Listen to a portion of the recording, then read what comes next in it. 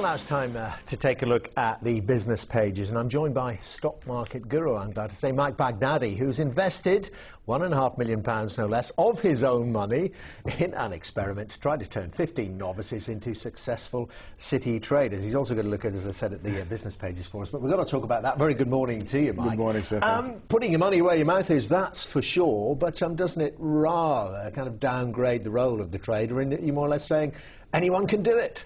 That's exactly the point. Anybody can do it.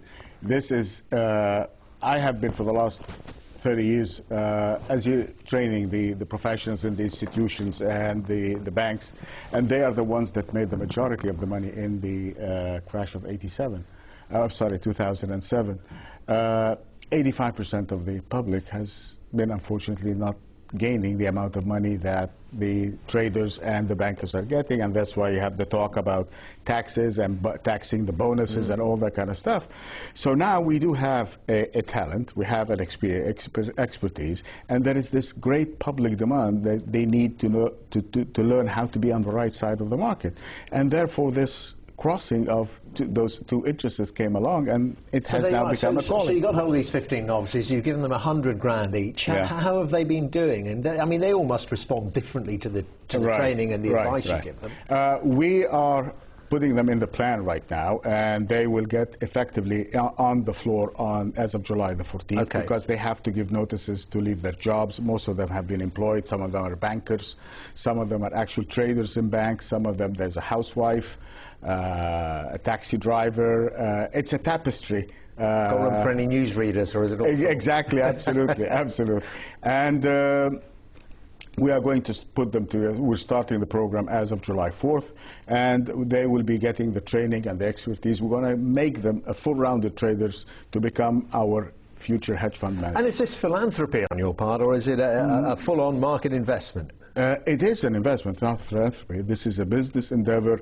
It is something that I undertook with my partner, Ben Tucky, and that was the plan based on our belief that we can actually take an individual from any certain background, and we can deliver to him that knowledge and expertise to be on the right side of the market. Okay, well, we'll keep an eye on how that experiment goes. Now, you've been casting an eye on the business pages for us. Right. Just talk us through this Plan B. Much discussion about the Chancellor George Osborne, who's told me on many occasions that there's no change, there's no deviating from the course he's set in terms of the cuts. Having cuts and austerity measures is important, and it's necessary to have a balanced budget, but it is rarely that a government on its own can get out of the recession. It needs a lot of participation from the public sector. To get out of this recession, you need the consumer participation. They need to be able to buy, invest, and there should be demand. The demand is only a function of having disposable income that a private investor can use to... So just in terms, I mean, this article in the Sunday Times, of course, it's leading, and the Observer as well.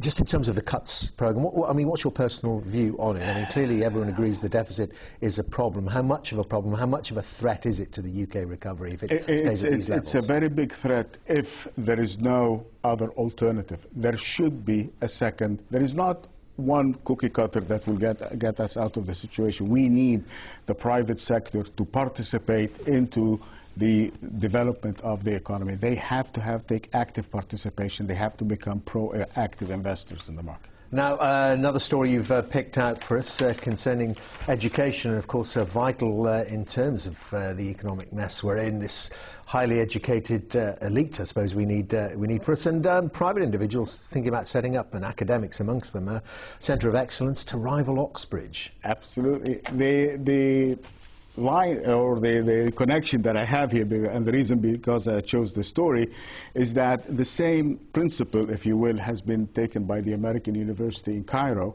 They have started a program of offering their students an alternative kind of education, more practical education to get involved in the market. And we have been, I'm honored to say, we have been given the opportunity to prepare to undergraduate courses and to MBA courses, so that the economic or the student that gets into the college will get all the elite education, plus he's going to have the practical executional form, if you will, to enter, and then when they go into the job market, they will have an additional something to offer. Pricey though, I mean, £18,000 here is about twice what you would pay going to a state university through that system. I mean, do you think if people feel that they are going to get access to the really top people, they'd be willing to pay that? Unfortunately, there's no free lunches, and you always pay what you get for. So we'll see if that one flies.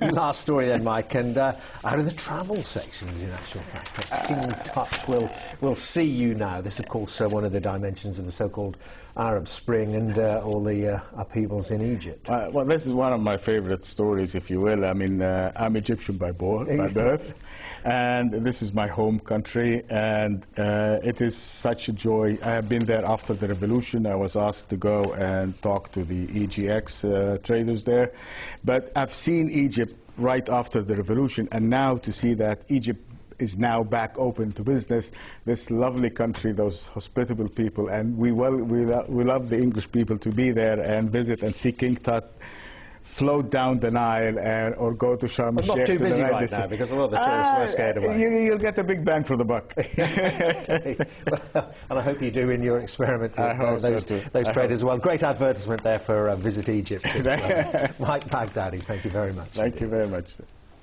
And you're watching Manahan here on Sky News. Coming up, the all process, but where is this peace, especially today? Problems